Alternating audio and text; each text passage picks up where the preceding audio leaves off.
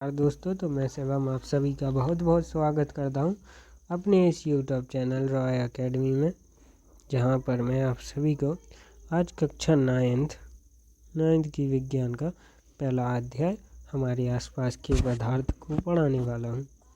तो देखिए दोस्तों, आज तक आपने जो साइंस पढ़ी थी वो एक नॉर्मल थी, लेकिन यहाँ से आप एक नई साइंस का अध्ययन करेंगे। तो चलिए शुरू करते हैं। तो सबसे पहले थोड़ा सा हम विज्ञान यानी कि साइंस के बारे में जानने वाले हैं। तो देखिए दोस्तों, तो चलिए देखते हैं कि ये है हमारी विज्ञान, ये है हमारी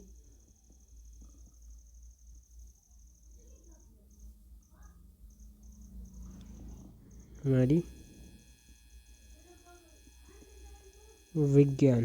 देखिए दोस्तों, ये जो विज्ञान है, विज्ञान शब्द दो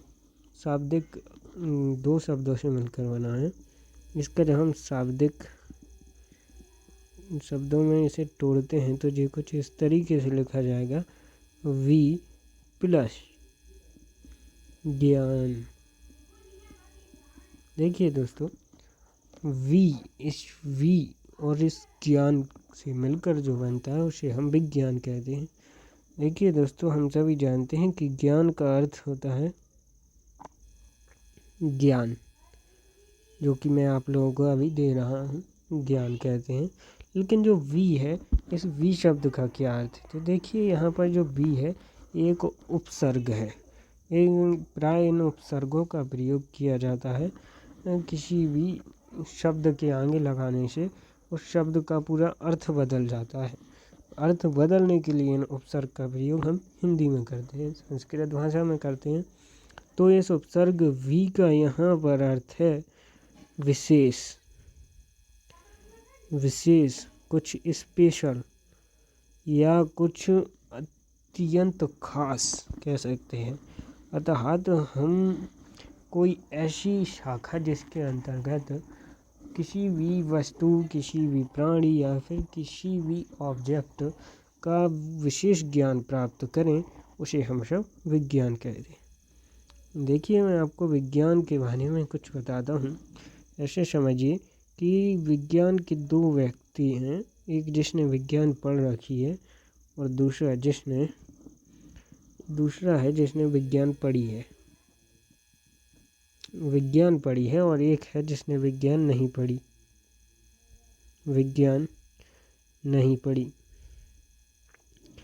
देखिए, जो पहला व्यक्ति है विज्ञान ना पढ़ने वाला, इससे यदि आप कभी पूछेंगे कि बताओ कि मनुष्य क्या है, कि मनुष्य का वर्णन कीजिए, तो वो कहेगा कि मनुष्य एक इंसान ही है जिसका एक दिमाग होता है, आंखें होती हैं, एक नाक होती है जिसके अंदर दो गड्ढे होते हैं, मुंह होता है गुफा की तरह, कुछ बाल होते हैं और हाथ पैर होते हैं। वैसे ऐसा ही कुछ वर्णन करेगा। लेकिन जब आप किसी विज्ञान पढ़े इंसान से एक मनुष्य के बारे में पूछेंगे तो वो कहेगा कि मनुष्य एक प्राणी है, जिसके अंदर कई सारी कोशिकाएं आती हैं, कई सारे ऊतक होते हैं, कई सारी हड्डियां होती हैं, कई मांसपेशियां होती हैं, जिसके अंतर्गत दिल होता है, किडनी होती है, लीवर होता है इत्यादि। आपको कुछ ऐसा ही बताएगा। तो देखिए, ये तो हो गया अंतर विज्ञान पढ़ने वाले और विज्ञान ना पढ़ने वाले। विज्ञान पढ़ने वाले को किसी भी चीज़, किसी भी प्राणी या फिर किसी भी विशिष्ट ऑब्जेक्ट का विशेष ज्ञान प्राप्त हो जाता है, उसे ही विज्ञान कहा जाता है।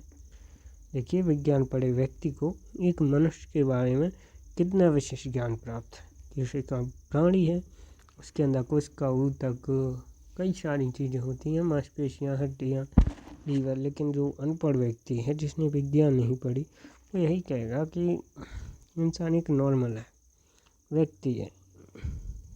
ठीक है, आई होप आप समझे होंगे। अब देखिए, जो विज्ञान है, इस विज्ञान को 3 भागों में बांटा गया है। जो कि आप अभी पढ़ेंगे। आपको एक ही किताब दी गई है, लेकिन बाद में 3 में वर्गीकृत की जाएगी।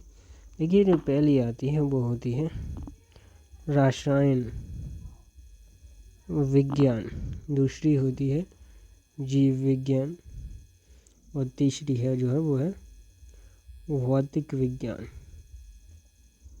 देखिए, जो हमारी रसायन विज्ञान है, इसके अंतर्गत आपको पदार्थ, अणुभार, तत्व, इसके अंतर्गत आपको पदार्थ एवं उसकी अवस्थाओं से संबंधित सारी जानकारी, तत्व, रासायनिक अभिक्रिया इत्यादियों का अध्ययन कराया जाता है। जो जीव विज्ञान है, उसके अंतर्गत आपको जीवन के बारे में, मनुष्यों के बारे में, वनस्पति के बारे में, जंतुओं के बारे में, ऐसी कई सारी चीज़ों का अध्ययन कराया जाएगा। इसमें आपको ऊतक पढ़ने पड़ेंगे। अब देखिए, भौतिक विज्ञान के अंतर्गत आपको बल, गति, गुरुत्वाकर्षण,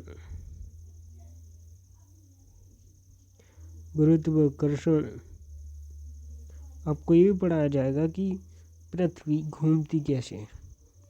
ये बताया जाएगा कि ऊपर फेंकी गई कोई भी चीज़ पृथ्वी की ओर क्यों गिरती है। तो ये सब आपको पढ़ना पड़ेगा। लेकिन जो अभी हम शुरू कर रहे हैं वो है हमारे आसपास के पदार्थ, जो कि आपको रसायन विज्ञान के अंतर्गत पढ़ाया जाएगा।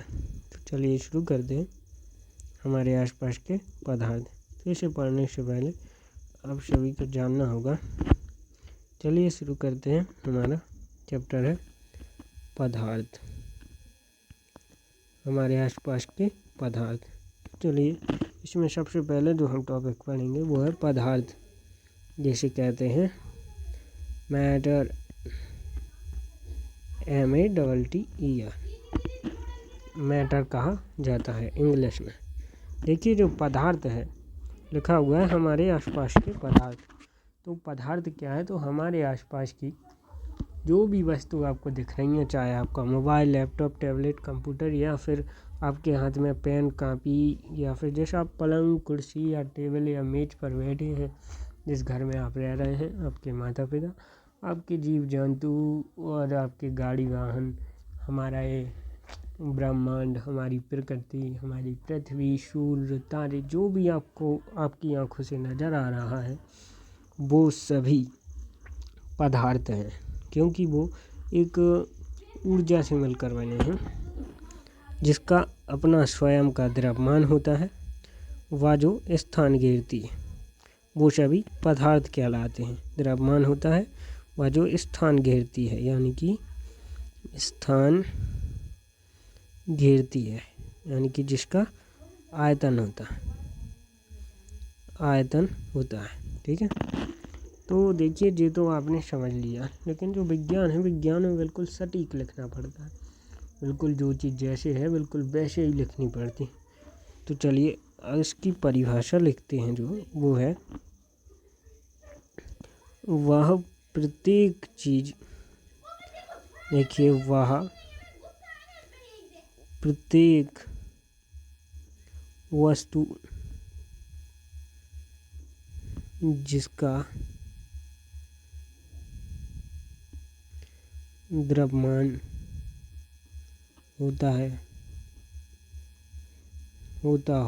द्रव्यमान होता हो, जो स्थान घेरती हो,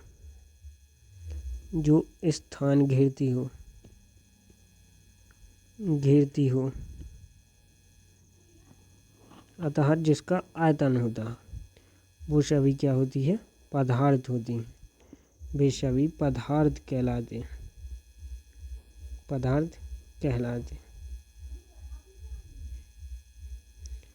देखिए, अब इस पदार्थ को एक और नाम से जाना जाता है, जिसे हम द्रव्य कहते हैं। देखिए, एक द्रव्य होता है जिसे तरल कहा जाता है, पदार्थ की वो अवस्था कहलाती है। लेकिन एक जो द्रव्य होता है जिसे पदार्थ ही कहा जाता है। देखिए, तो यहाँ पर हमने पढ़ लिया कि वह प्रत्येक वस्तु जिसका स्वयं का द्रव्यमान होता हो तथा जो स्थान घेरती हो वो पदार्थ होते हैं। अब एग्जाम्पल के रूप में आप देख लीजिए, अब देख लीजिए हमारा पेन, इस पेन को कहीं पर रख कर देखिए तो ये पेन अपना एक स्थान ले लेगा। इसे आप तोल कर देखिए तो ये कुछ ग्रामों में इसका वजन आएगा। दूसरी चीज़ देख लीजिए, आपकी किताब, इसका भी वजन आपको पता लग जाएगा, इसका भी स्थान गिरेगा। आप कोई मनुष्य ले लीजिए, मनुष्य, कोई जीव जंतु, या फिर आप पृथ्वी ले लीजिए, पृथ्वी, क्योंकि ये तो इतनी बड़ी है जिसमें हम खुद अपना स्थान लिए बैठे हैं। तो देखिए ये सभी पदार्थ हैं, ठीक है। अब बात आती है, ये तो हमने पदार्थ की परिभाषा जानी। अब देखिए जो हमारे पूर्वज यानी कि जो भारत व कुछ यूनान के प्राचीन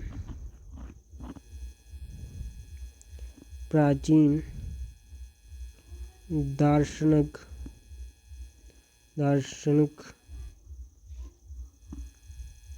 देखिए दार्शनिकों ने, दार्शनिक शायद गलत लिखा है, तो इसे आप लोग सुधार लीजिएगा अगर एक गलत लिखा हो तो। प्राचीन दार्शनिकों ने पदार्थ को 5 भागों में, 5 मूल तत्वों में वर्गीकृत किया।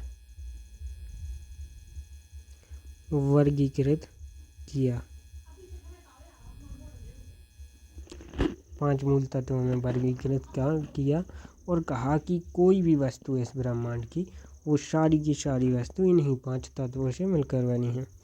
अभी आपको भी लगेगा कि हाँ ये तथ्य बिल्कुल सत्य है, तो देखिए हम आपको दिखाते हैं। वो 5 तत्व हैं। पहला आता है हमारी भूमि, दूसरी आकाश, तीसरी अग्नि, चौथा आता है हमारा जल।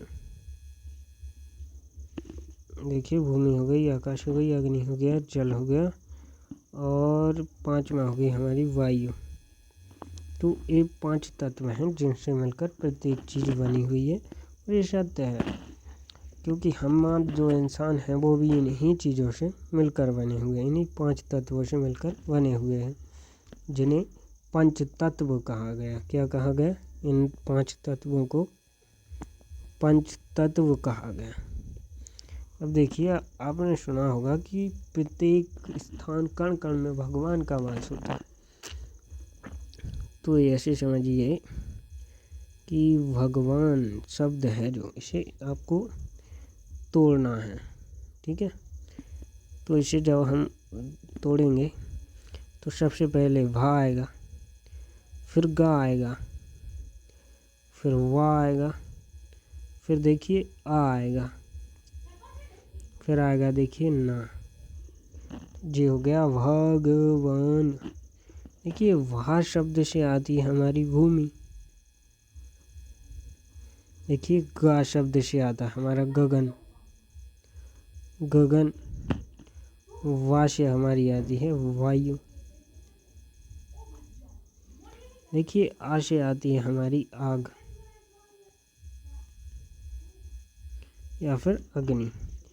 अब चौथा बचता है जल। सो ना से होता है नीर, इसे जल कहा जाता है।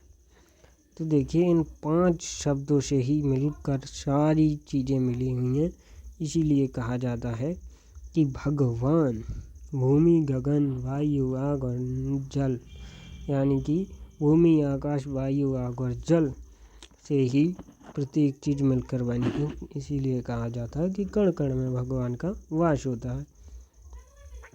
चलिए अब मैं आपको बताता हूँ। अब एक बात क्वेश्चन ये बनता है कि प्रश्न ये बनता है कि क्या प्रत्येक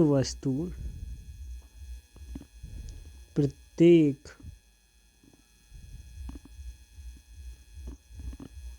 चीज या वस्तु पदार्थ है।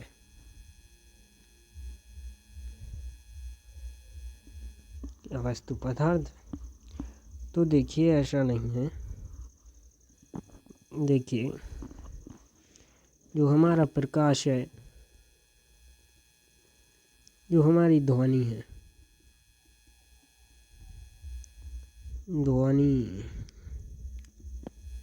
ध्वनि है, जो हमारी विद्युत है, इत्यादि जो चीजें हैं ये पदार्थ नहीं है। पदार्थ नहीं है।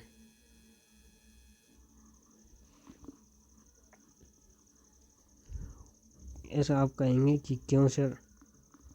तो देखिए ऐसा इसलिए क्योंकि जो प्रकाश है मगर वो उसका कुछ अस्तित्व नहीं लगता। देखिए ध्वनि है, देखिए विद्युत है, देखिए जो प्रकाश है, अगर प्रकाश वाकई आता होता, मैं मानता हूँ कि प्रकाश से जल जाता है इंसान, लेकिन जो प्रकाश है, प्रकाश अगर कण रूपी होता होगा तो जी अभी तक तो हम इंसानों के अंदर लग कर चोट सी हो जाती जब जी हमसे टकराता। तो प्रकाश चारों ओर फैलता है। जब जी अगर इसका द्रव्यमान होता तो जी हमें लगता हो हमें चोट लगती, परंतु ऐसा कुछ नहीं होता है। जो ध्वनि है सिर्फ हमें सुनाई देती है, क्या हम इसे महसूस कर सकते हैं? हाँ, लेकिन ये हमें इसका कोई भार नहीं होता। ध्वनि का ना कोई भार होता है, ना ही कोई ये स्थान घेरती है। फिर देखिए विद्युत से आप बल्ब जला सकते हैं। देखिए विद्युत स्थान घेरती है, लेकिन विद्युत का कोई द्रव्यमान नहीं होता, इसीलिए ये पदार्थ नहीं है। फिर आती है एक ऊष्मा।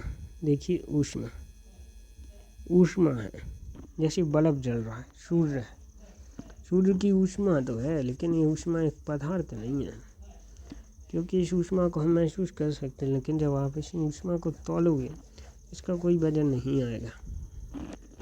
ठीक है, तो अब चलिए आगे चलते हैं। अभी कुछ और चीज़ें हैं, जैसे कि भावनाएं,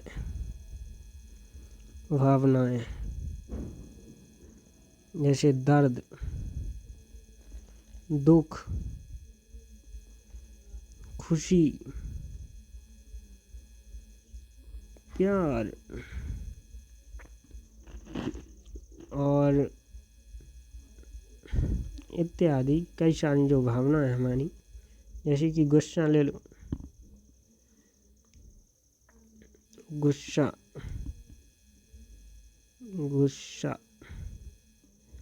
जो इत्यादि हैं ये भी पदार्थ नहीं है। क्या नहीं है? पदार्थ नहीं है। ऐसा क्यों? तो देखिए जो दर्द है, दर्द आपने कभी सुना है कि मुझे इतना दर्द हो रहा है, 5 ग्राम या 5 किलो दर्द हो रहा है? कभी सुना? नहीं।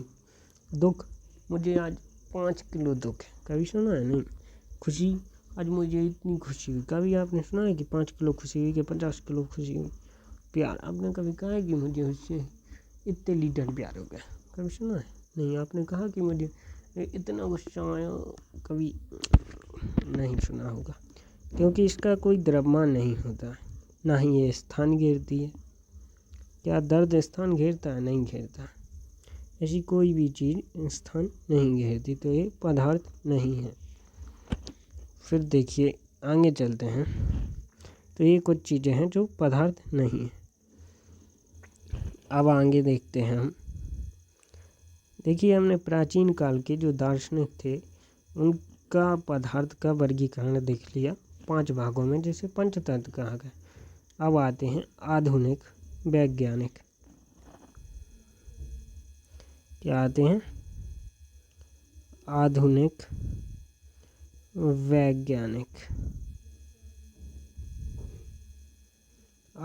वैज्ञानिक। इन्होंने पदार्थ को 2 भागों में बांटा। पहला, भौतिक गुणधर्म के आधार पर गुण धर्म के आधार पर, दूसरा आता है हमारा रासायनिक गुण धर्म के आधार पर। देखिए भौतिक और रासायनिक दो प्रकार के गुण धर्म होते हैं और इन्हीं के आधार पर पदार्थ को आधुनिक वैज्ञानिकों ने बांटा है। तो आपको जो रासायनिक गुण धर्म है इन्हें आप बाद में पढ़ेंगे, लेकिन अभी जो हमें पढ़ना है वो है हमारे भौतिक गुण धर्म। तो समझ लेते हैं कि भौतिक गुण धर्म होते क्या है। तो भौतिक गुण धर्म किसी भी वस्तु के ऊपरी गुण होते हैं जो किसी भी वस्तु को मापने में सहायक होते हैं, वे सभी भौतिक गुण कहलाते हैं। सभी गुण भौतिक गुण कहलाते हैं। जैसे कि कोई चीज़ कितनी कठोर है, कितनी मुलायम है, कितना वजन है, कैसा आकार है, कैसे आकृति है। हम ये नहीं देखेंगे कि वो उसके अंदर कितनी कोशिका हैं या नहीं है, ऐसी कोई भी चीज़, तो वो रासायनिक हो जाएगी फिर। लेकिन हम देखेंगे भौतिक, उसकी ऊपरी प्रकृति, ना कि आंतरिक।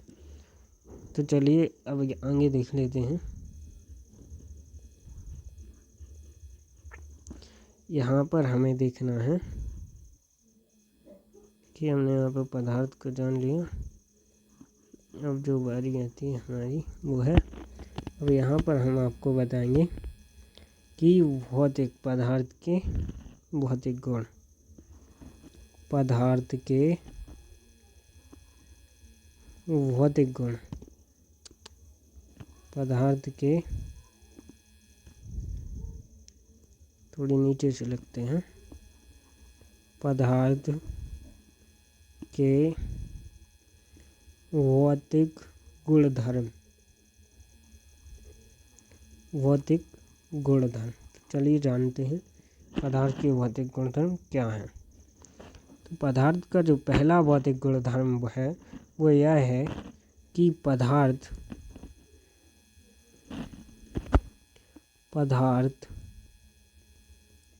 कणों से मिलकर बना है, कणों से मिलकर बना है। अब देखिए दो वैज्ञानिक थे, उनके बीच मतभेद था।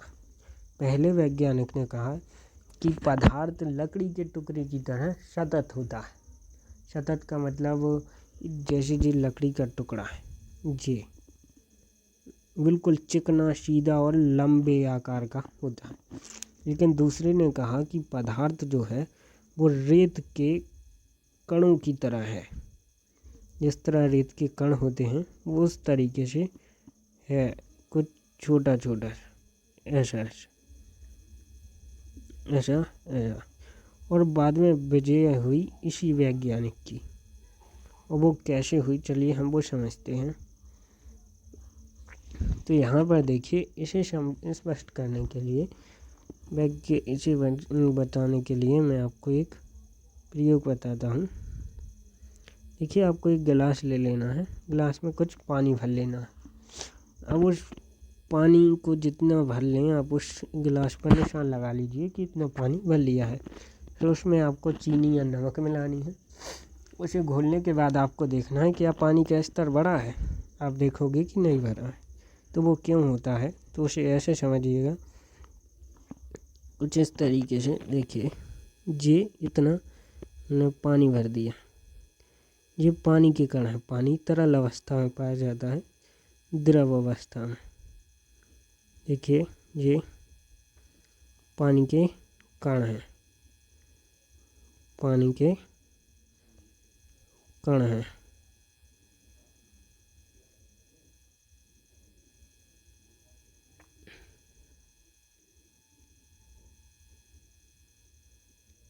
ये पानी के कण है, आपको सभी को जो दिख रहा होगा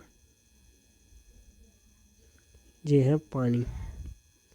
हमने इसमें शक्कर डाली, देखिए ये काली काली शक्कर डाली, और जब इसे हमने हिलाया तो देखिए आप देख रहे होंगे कि इन पानी के कणों के मध्य रिक्त स्थान है, थोड़ा थोड़ा ये जगह है। तो वो जब उसे घोला तो जो शक्कर का दाना कुछ इस तरीके का होता है, और ये शक्कर का दाना क्या छोटे छोटे कणों में वर्गीकृत होकर इस पानी के इन कणों की रिक्तियों में जाकर बैठ गया, जिसकी वजह से कोई भी पानी के स्तर पर कोई भी अंतर नहीं आया। अतः इससे स्पष्ट होता है, हमने क्या सीखा, इससे सीखा कि पदार्थ कणों के रूप में पाया जाता है। ठीक है। अब फिर दूसरा गुणधर्म जो आया हमारे पास वो यह है कि जो पदार्थ के कण कितने छोटे होते हैं, तो पदार्थ के कण अत्यंत छोटे होते हैं।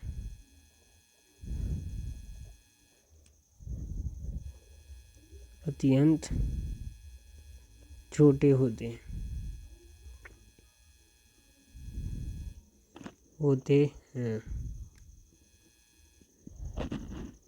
अब इसको समझने के लिए आपको एक प्रयोग बताता हूँ। आपको एक गिलास लेना है कांच का, और आपको एक इसमें पानी भर लेना है थोड़ा, इतना। ठीक है। अब इसमें आपको एक कलर मिलाना है। एक मिनट को जो पानी थोड़ा सा नीला सा कर देता हूँ। ठीक है। ये पानी है और ये हमारी शक्कर। ठीक है। देखिए अब इससे उदाहरण पर आइए। जब इस पानी में आपको एक पोटेशियम पैरामैग्नेट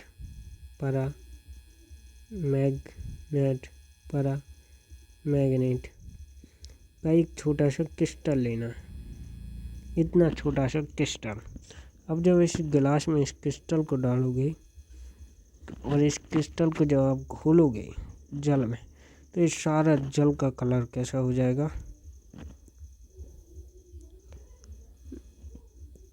आपके सारे के सारे जो जल का कलर है वो लाल रंग का हो जाएगा। लाल रंग का मतलब जो इतना छोटा कण है, इतने सारे के सारे जल में हो गया, इस जल के कलर को बदल दिया। कैसे? ये कण पानी में जाते ही और छोटे छोटे भागों में वर्गीकृत हो गया होगा, और इन जल के कणों के मध्य जो रिक्तियां हैं, उन रिक्तियों में ये मिल गया होगा, जिससे इस पूरे जल का कलर चेंज हो जाएगा। इससे हमें पता चलता है कि पदार्थ के कण जो होते हैं वो बहुत छोटे होते हैं।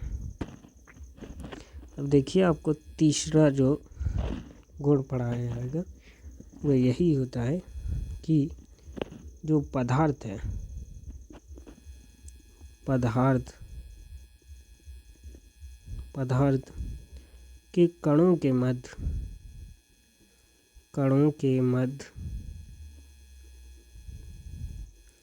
रिक्त स्थान होते हैं।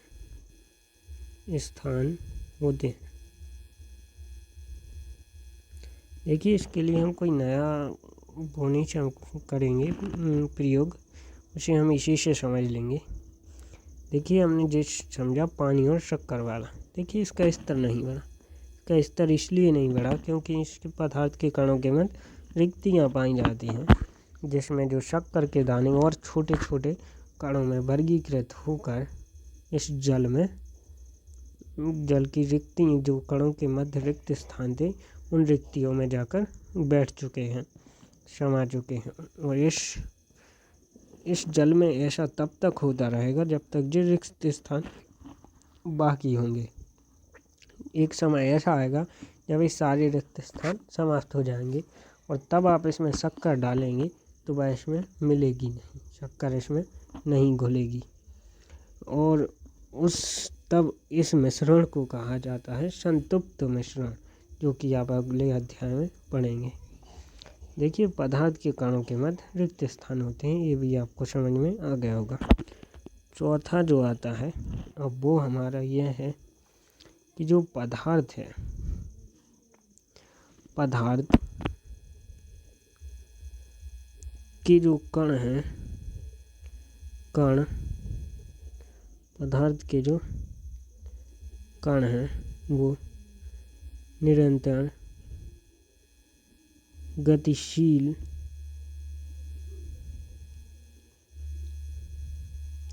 रहते हैं, मतलब गति करते हैं, निरंतर गति करते हैं। आप लिख सकते हैं पदार्थ के कण निरंतर गति करते हैं। इसे समझने के लिए आपको कुछ अगरबत्ती ले लेनी है, अगरबत्तियाँ। आपको कुछ अगरबत्तियाँ ले लेनी है।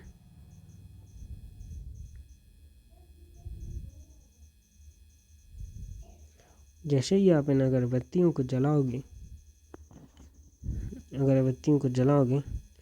इन सब से एक धुआं निकलेगा। जो ये धुआं निकलेगा, ये धुआं आप इस धुआं को देख पाओगे। ये धुआं आप एक जगह इन अगरबत्ती को लगाओगे तो पूरे कमरे में फैल जाएगा। अतः जो धुआं के जो इस अगरबत्ती से निकलने वाले जो धुएं के कण हैं वो तीव्र गति कर रहे हैं, तभी तो वो एक स्थान से दूसरे स्थान तक उसका धुआं पहुंच चुका है। आप इसे ऐसे भी समझ सकते हैं, जब आप सेंट लेते हैं, आप सेंट यहाँ पर छिड़कते हैं तो उसकी खुशबू दूर तक जाती है, क्योंकि उसके कण बहुत ही जल्दी गति कर जाते हैं। इसे आप ऐसे समझ सकते हैं कि जब आपके घर में गरम गरम खाना बनता है या सब्जी पकती है कोई अच्छी, तो उसकी खुशबू आपको दूर तक जाती है, दूर तक चली जाती है। वो इसलिए होता है क्योंकि पदार्थ के जो कण होते हैं वो गति करते हैं और उस वक्त वो गर्म होते हैं, यानी उसमें ऊष्मा ज़्यादा होती है।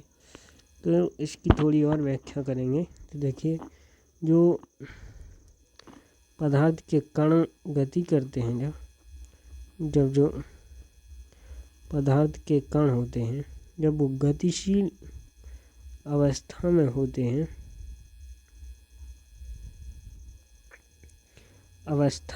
हैं, तब उनमें गतिज ऊर्जा होती है। देखो, ऊर्जा दो प्रकार की होती है, एक गतिज ऊर्जा, एक स्थिर ऊर्जा। जहाँ हम बिल्कुल सीधे खड़े हो जाएं, स्थिर हो जाएं, तो हमारे अंदर स्थिर ऊर्जा होती है। जहाँ हम भागने लगें तो हमारे अंदर गतिज ऊर्जा आ जाती है। देखिए, जब ये हमारी जो गतिज ऊर्जा है, जैसे ही ऊष्मा बढ़ती है तो गतिज ऊर्जा बढ़ती है। तो आप इसे ऐसे लिख सकते हैं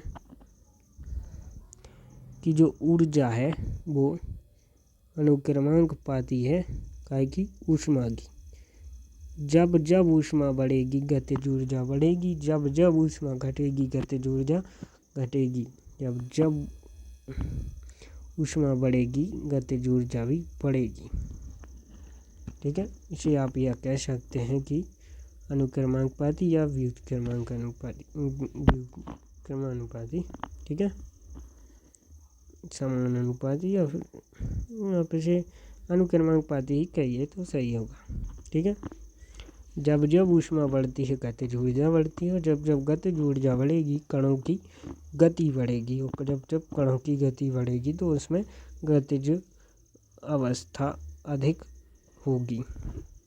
ठीक है, यथार्थ हमने ये भी आपको सिद्ध करवा दिया कि पदार्थ के कणों के में गतिज ऊर्जा अधिक होती है। अब एक और जो पॉइंट बचता है उसको कहेंगे हम कि वो है पदार्थ के कण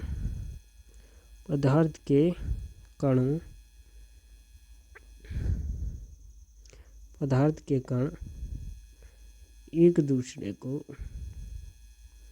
दूसरे को आकर्षित करते हैं।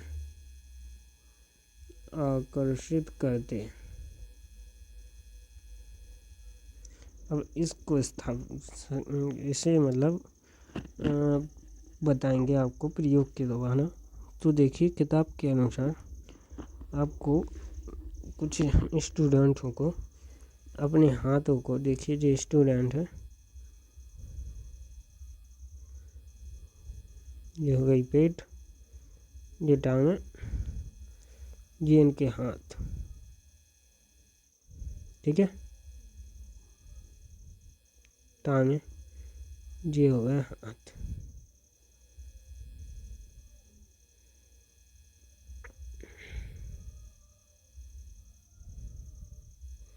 ये पैर। अपने हाथों को आप लोगों को कुछ इस तरीके से कर लेना है। 1 मिनट।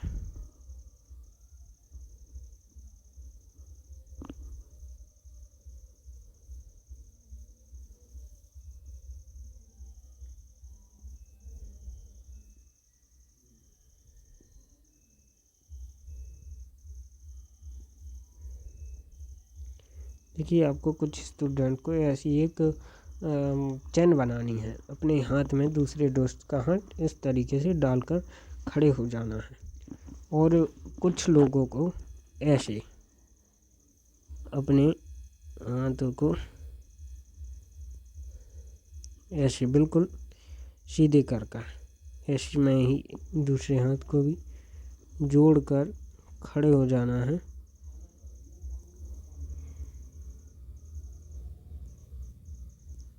बिल्कुल ऐसे ही।